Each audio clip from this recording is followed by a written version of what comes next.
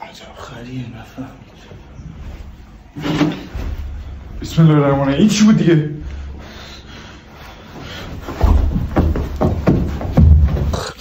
خواب بلند شد. دختر رو برده. بذار من یه فیلم میذارم به اذیتشون کنم. چرا اینجور شد؟ یه دقیقه صبر کنم بیام.